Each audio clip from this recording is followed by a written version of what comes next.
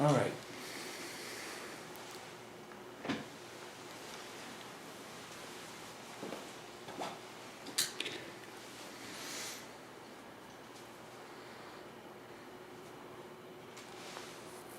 Guishan asked, Yangshan asked Guishan, what is the wondrous clear mind? And Yangshan answered, mountains, rivers, and the earth, the sun, the moon, and stars.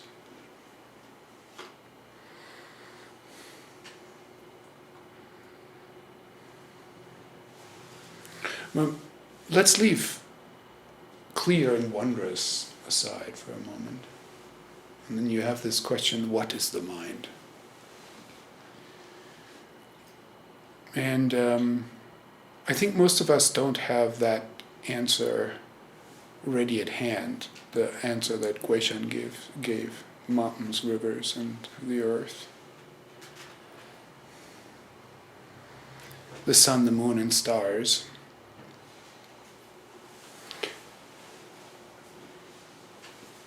What's the answer that you have to the question, what is the mind?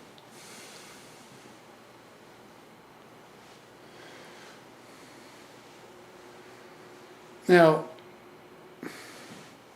I think it's actually probably more useful to shift to the question, where is the mind?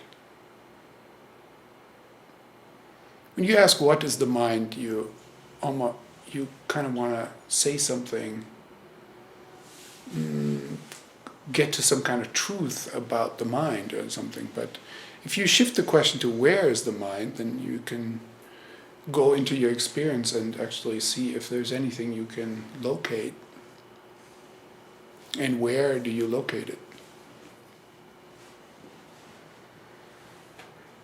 Now, for most people, I think they're finding something in response to this question, they're finding something behind their eyes or between their ears.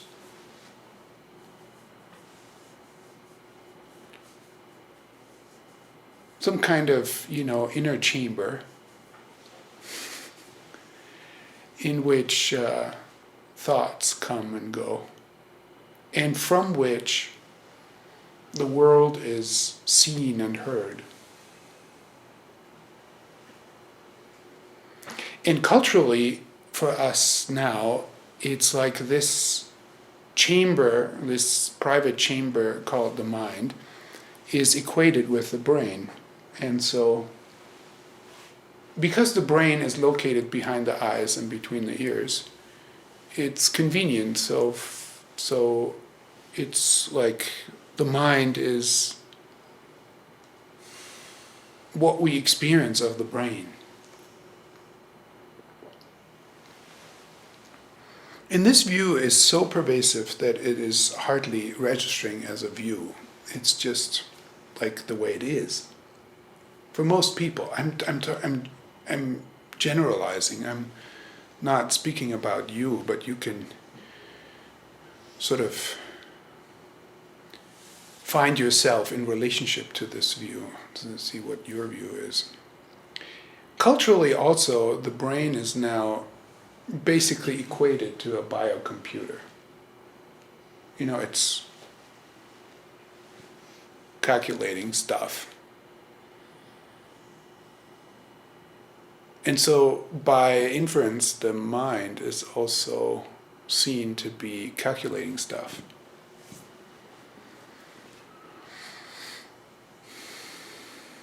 So our thoughts are these kinds of calculations or something. Processing information.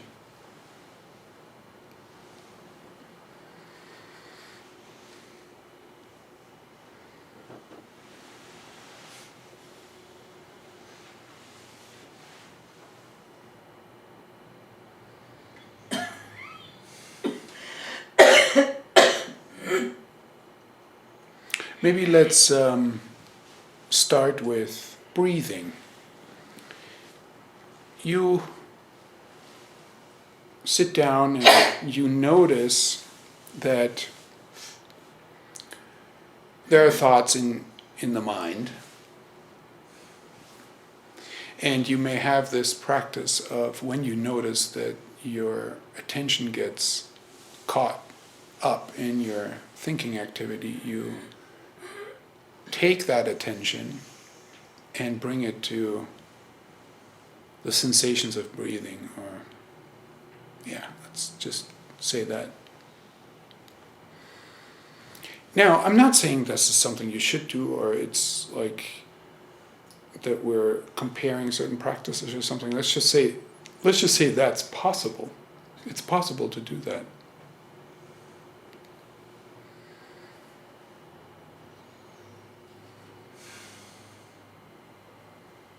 And then you can have attention follow the movement and sensations of breathing.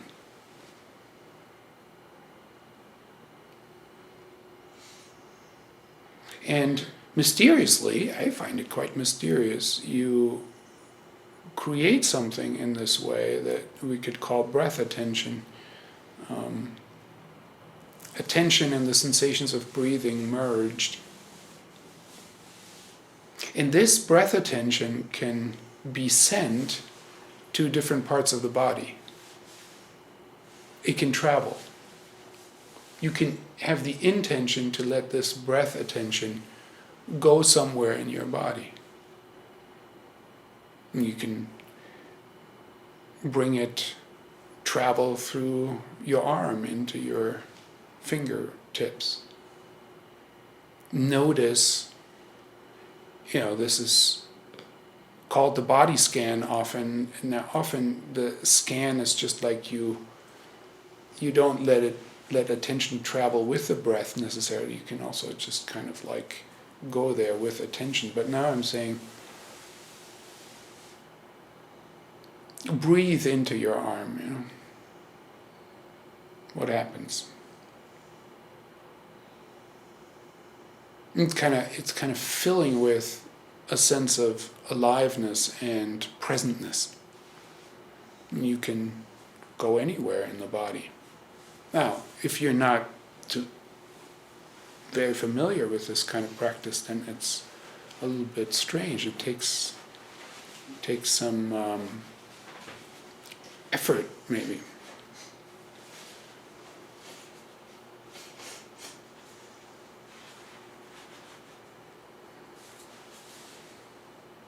But let's say you are in your left foot, with your attention, then where is the mind?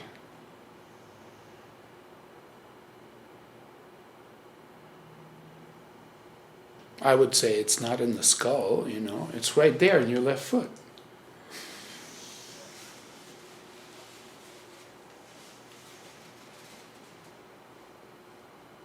I'm not saying it's not in the skull, it's just not limited to the skull.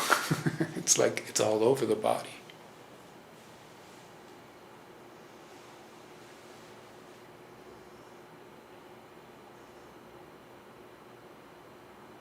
Now, there's a common saying in any yogic culture, whether that's, Zen or any other,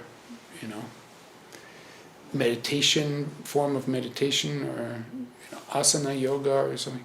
Like these, yoga means union, and there's a principled view that mind and body are not separate.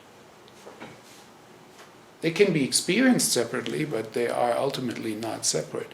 Now, we just basically demonstrated that in our own experience. Right? It's like mind and body are not separate. When you reside with your widened attention in a part of the body or the whole of the body, mind and body are not separate. Mind is right there with the body. The body is right there with the mind.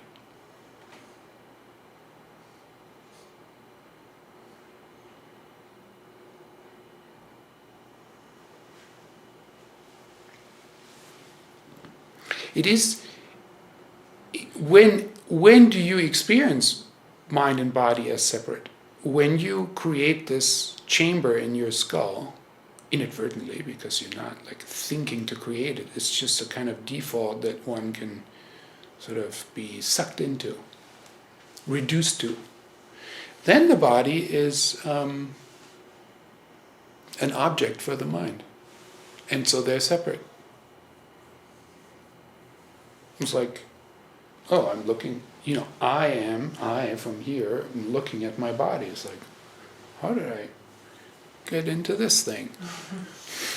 But it's funny, it's like I'm separating myself from the body. This is when you speak about the body as an object that you can have. I have a body. I have a body. There's separation. Just like I have a car, You wouldn't say, I am the car.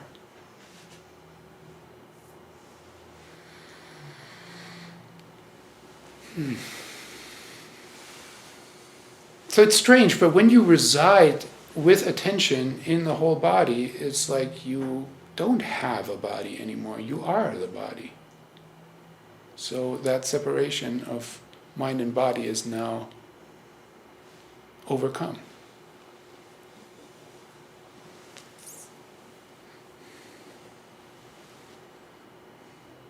The only way to overcome the separation of mind and body is to attend to the body with its sensations from the so-called inside.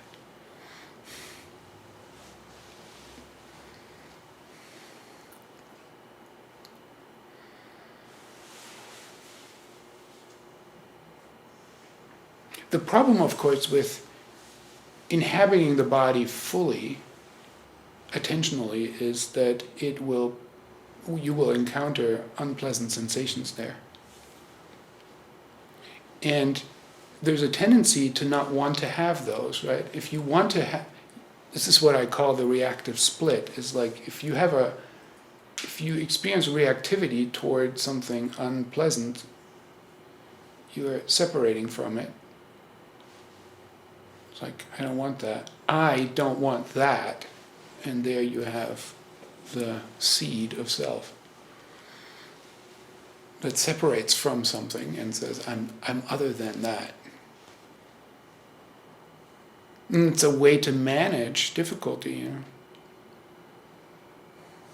And you can do something about it, this thing outside of yourself, that pain or that problem.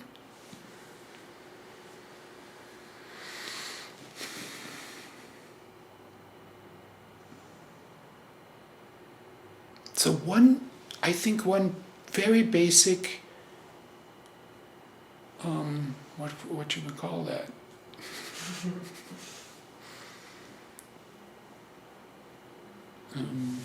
Transformation, to give it a big word, in Zazen, is to suffuse the body with attention. And thus dissolving the separation of mind and body. If you're wrestling with your sensations, you feel the separation. If you're allowing the sensations to come and go as they do, you are not experiencing the separation.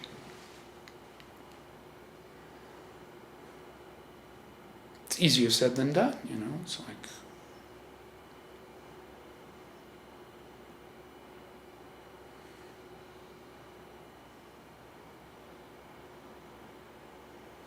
now take the senses.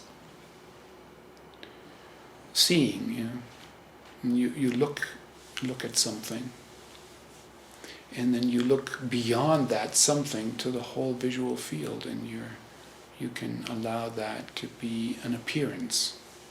Just allow it to be an appearance, not separated into objects that you focus on and name and discern as, that thing, but just the field of visual appearance.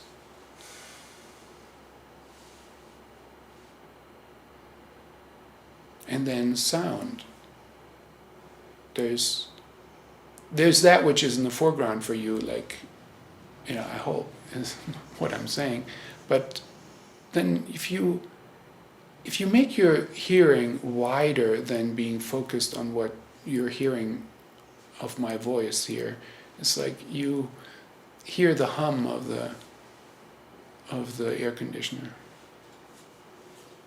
Not just in the pause, but actually now, if you keep paying attention and widen out from that focus on the voice, you just hear it co-present with the voice. And the same is true for any traffic noises that we have outside. And if you're familiar with listening to the sound of silence, not the Simon and Garfunkel song, but the actual sound of silence, you hear the sound of silence in the midst of all the noises of the world. There's a kind of presence there that has like an intensity to it.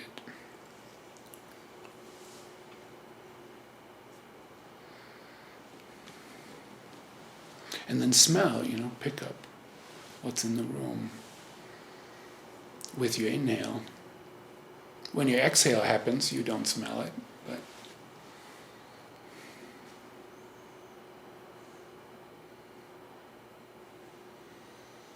I always find this fascinating, that smell is discontinuous. It happens with the inhale. But the brain, the mind, edits out the discontinuity and makes it appear like it's a continuous presence.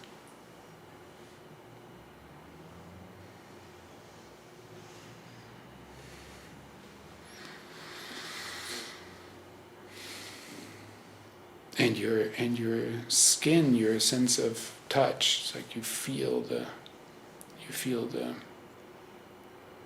your weight of the body on the surface where you're sitting. And the slight wind from the air conditioner on your face. And various other things, like your clothes or whatever you're touching. It's all present. Now, all these sense fields were there before we intentionally attended to them, but now you've brought them into more intentionally into your field of awareness, and now together with the breath and what you feel of the body, the sensations of the body, you also are experiencing sights and sounds and smell and tactile sensations. Where's the mind now?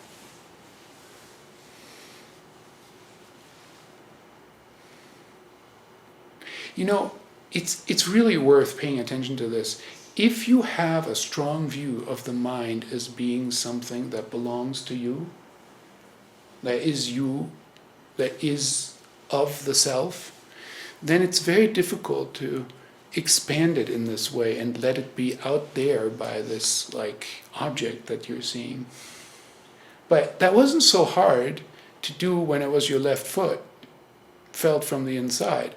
You would still say yeah, that's still me, right? It's it's still the body that I consider as part of the self, sometimes. But now when it comes to just this object that is seen, it's more difficult to accept that this is mind.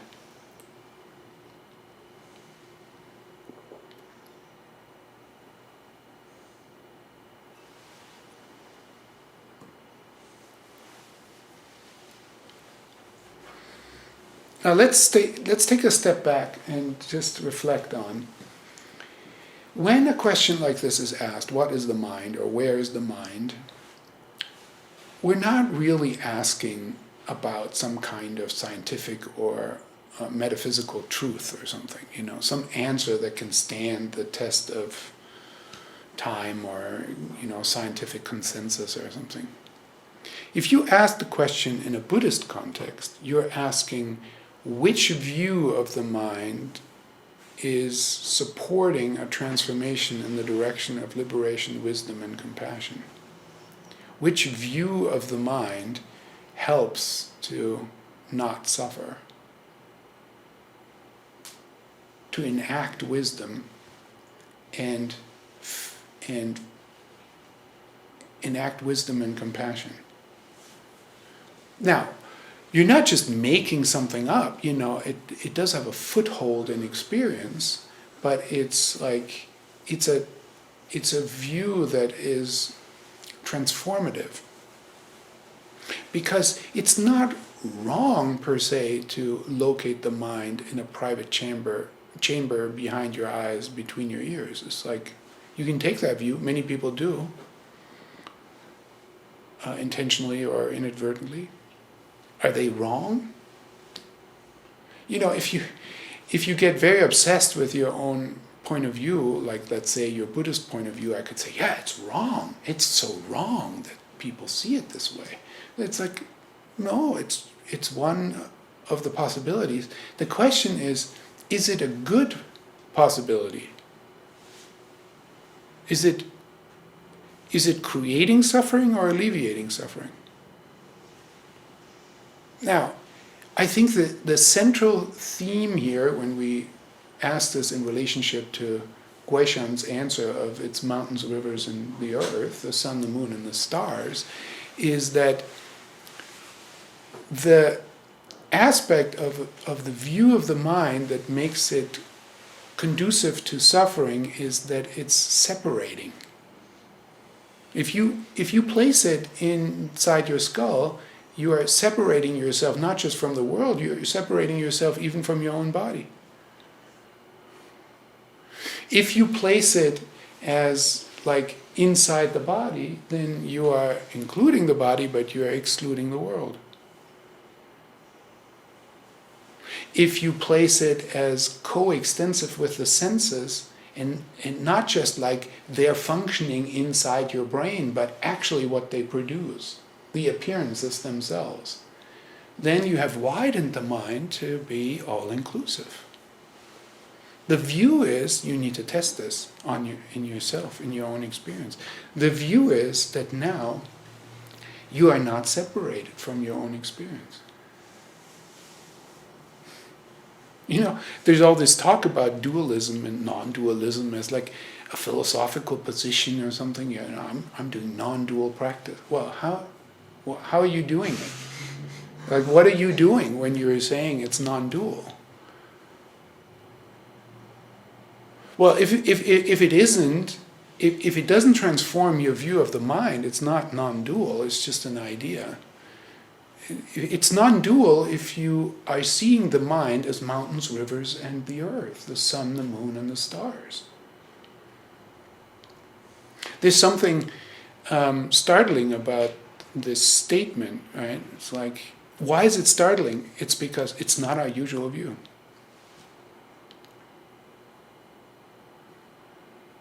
So it's a wedge, kind of like you have to use it that way. It's like, oh, it's doing something. I've mentioned this before. It's like, it really clicked for me. I was walking in Creston, where you have this like tremendous view overlooking the San Luis Valley and the mountains on the other side. Like, you're walking along one mountain range and you're seeing another mountain range, which is like 60 miles away. And between it is this expanse, ocean, a desert ocean. And I was wrestling with this question, and I was like, I'm standing there. It's like, is it so? Is the mind mountains, rivers, and the earth? And then something turned. It's like, and I could feel, yes.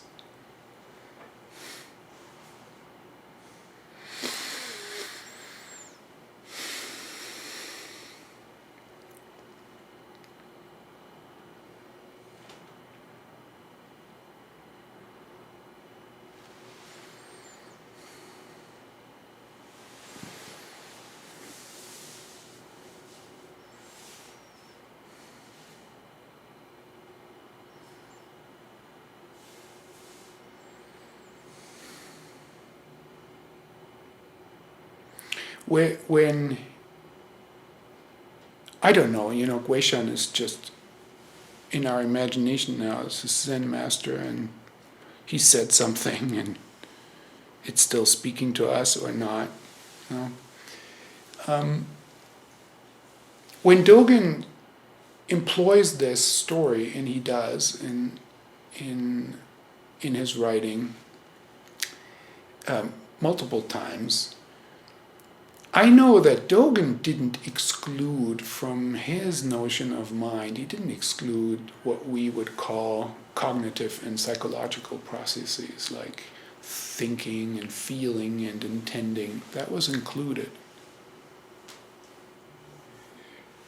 So did Guishan exclude it? Like, was he thinking it was just mountains and rivers and the earth, or was he allowing some thought and feelings too? It's always kind of surprising, like, these guys seem to not care much about their feelings. It's like, don't talk about them. Like, we seem to care about it a lot. That wasn't so much an issue, maybe, it seems. Maybe they were all spiritual bypassers, as we would say. I don't know. Dogen wasn't excluding thinking and feeling and intending and so forth, but what I find interesting is, like, I led you right now through a progression, right? It's like the skull, the body, all the sense fields. Guishan is going directly to the maximal position, of mountains, rivers, and earth, sun, moon, and stars. And by expanding it abruptly, everything is included. All appearances are included in this view of the mind.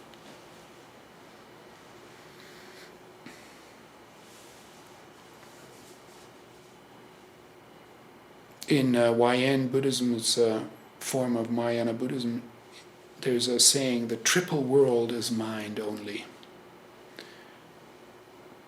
The triple world is the world of desire, the world of form, and the formless realm. And there's no time to go into that teaching, but it really, what it means is, like, there is no world outside of mind. But it's not, like, the Western position would be called idealism. It's not like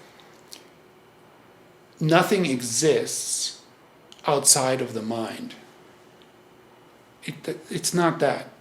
It's more like, without the medium of mind, nothing appears. You understand? Something might exist, but if there's not a mind, it doesn't appear.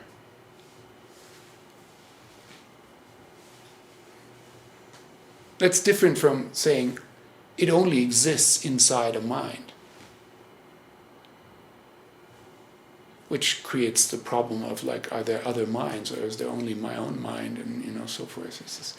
That's not really a problem in this line of thinking in Buddhism. It's like the world appears in the medium of mind, and it means when the mind dies, this particular world dies with it. Doesn't mean the world dies as everything about us continues to exist in other worlds, just not our own, our personal one.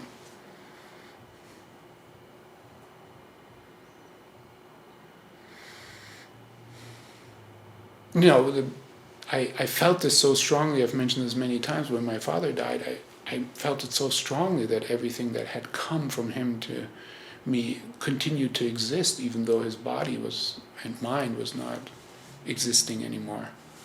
It's not everything is destroyed about us. It's like our atoms start to disperse and become part of other worlds too. There's nothing destroyed.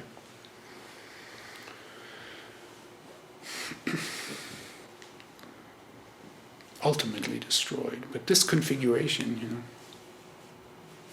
is impermanent.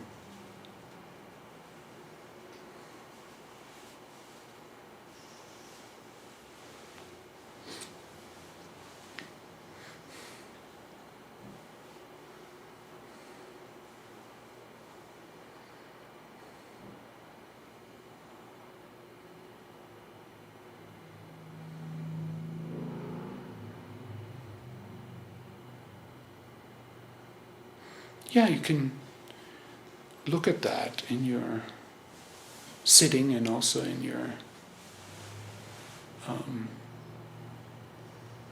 walking and standing. Do you feel like you have to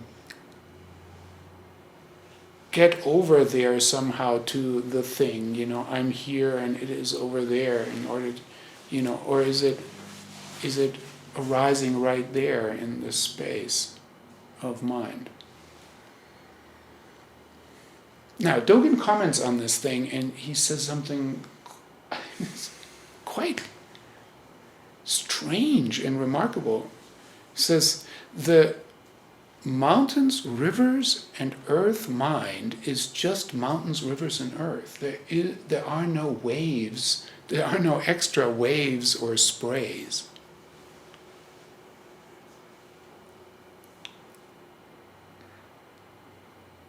Now, I have two interpretations of this.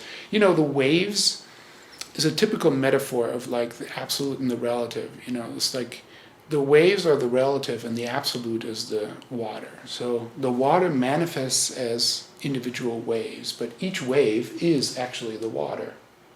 So it's like the one and the many and so forth, You know the story. So Dogen says there are no extra waves in this mind. Well, from the point of view of the absolute and the relative, the mountains are the waves. The rivers are the waves.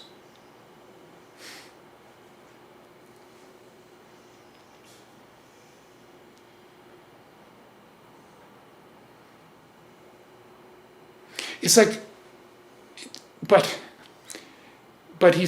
and then he goes on and says, the sun, the moon, and stars mind is just the sun, the moon, and stars. There isn't any extra fog or mist.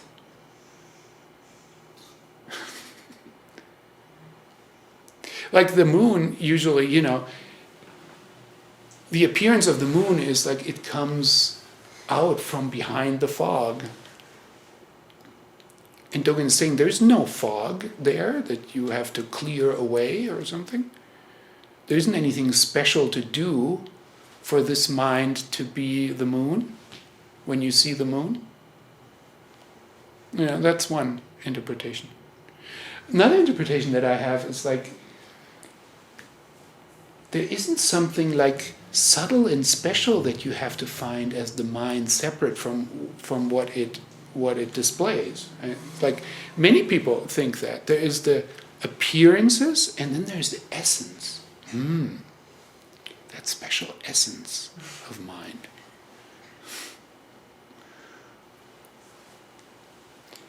Dogen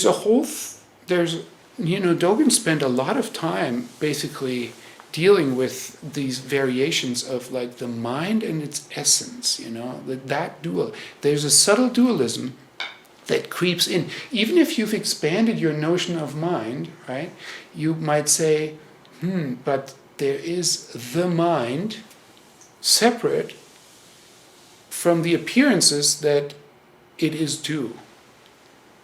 I make this distinction. My version of this is the contents and the field. There are the contents of mind and the field of mind. There's the mountains, the rivers, the earth, that's the contents. And then there's the field. What is that? Some special mist, maybe?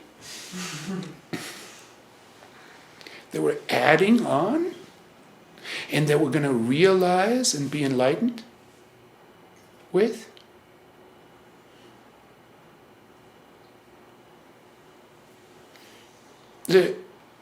Not that Dogen is right, but let's just take him as an example. He's got no patience for this kind of dualism, It's like, oh, now you've made up you wanted to overcome all dualisms, and then you make up another one between the contents and the field. Because it doesn't really help. If you now identify with the field of mind, or pure awareness, or the true self, or whatever you want to call that mist, right? If you identify with that, you're still separate from the appearances.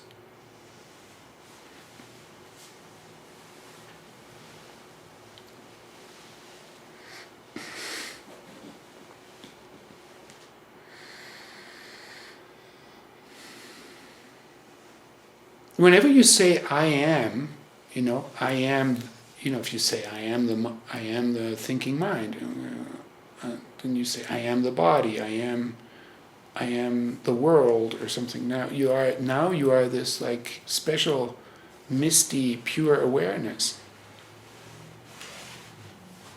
And all the appearances are other. You may just overlook that and say like, not really, like it's non-dual, but it's not. It's not. There is a clinging to something because the self just doesn't want to let go of being something. However expanded it is, however subtle it gets.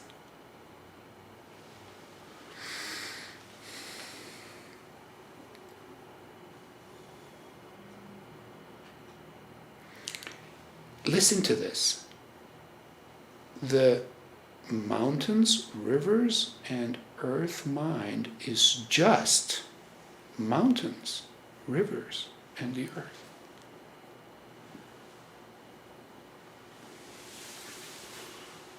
No, there's no separation. Nothing extra.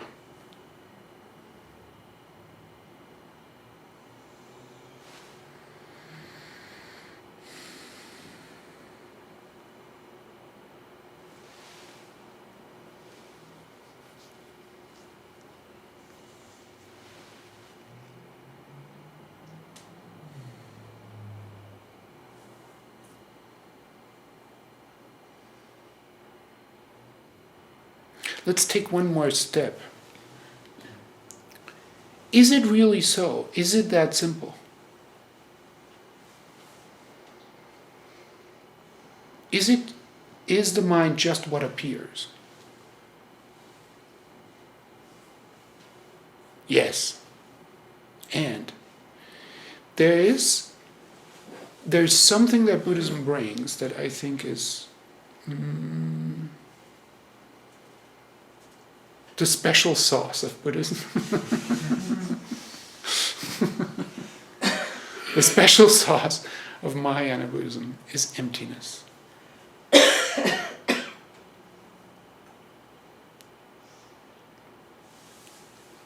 And emptiness sounds like nothingness or something. But you need to understand, emptiness is two words we use, impermanence and interdependence, and they are expressions of each other. Everything is interrelated. And because it's interrelated, it's dynamic. So if one thing changes, another thing changes. If this changes, that changes. If that changes, this changes. So what appears, the appearances that appear as not separate from mind are dynamic. They're not static stuff like mountains, rivers, like something, like a constellation of things that don't move. No, it's dynamic. So nothing exists solidly.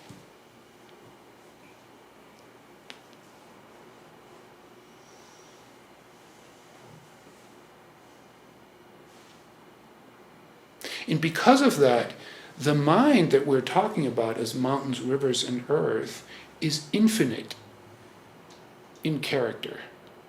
It includes everything in its dynamic ungraspability. So it's not fixed of like, it's like it includes the past, as some of us have discussed over course of the practice. It includes the past and it includes the potentiality of the future in a dynamic fashion.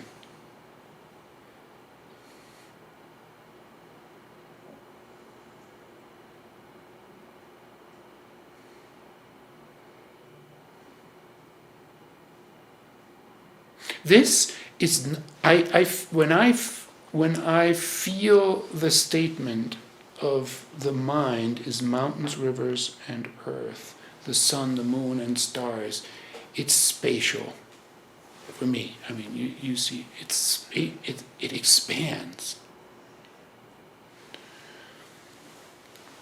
But it's not necessarily dynamic. That's something you need to know. This is a worldview that informs this whole dialogue. This is a Buddhist statement in this case.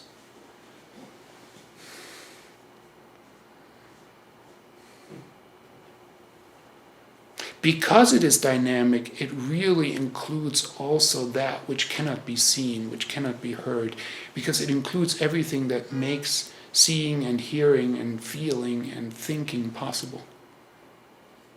So it's quite mysterious.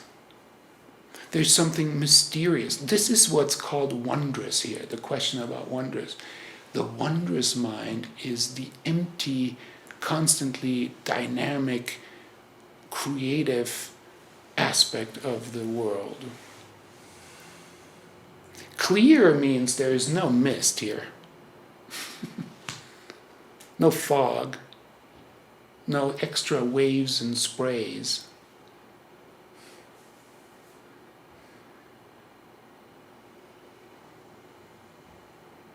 When we chant these strange chants during our Oryoki practice, we offer this wastewater to the spirits, don't we? We offer it to the spirits and powers? No. Yes, we offer it to the spirits and powers, but I don't know.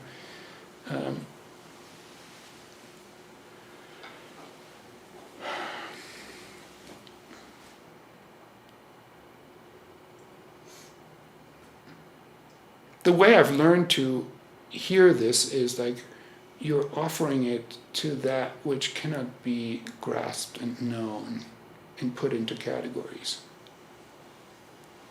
I mean, for some people, this was actual spirits and powers, but for us, it's that the mystery of the world and the mystery of the mind, and how anything appears in this intricacy. So the mind is not just mountains, rivers, and earth, sun and moon and stars, but everything in between and how it's all related.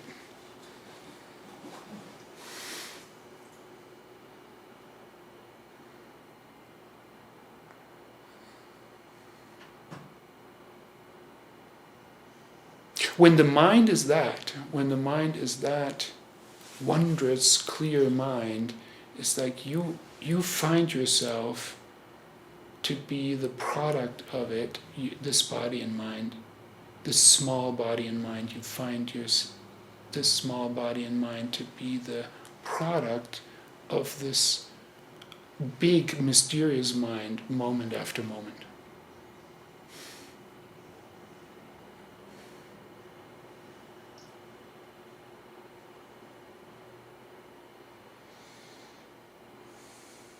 Thank you.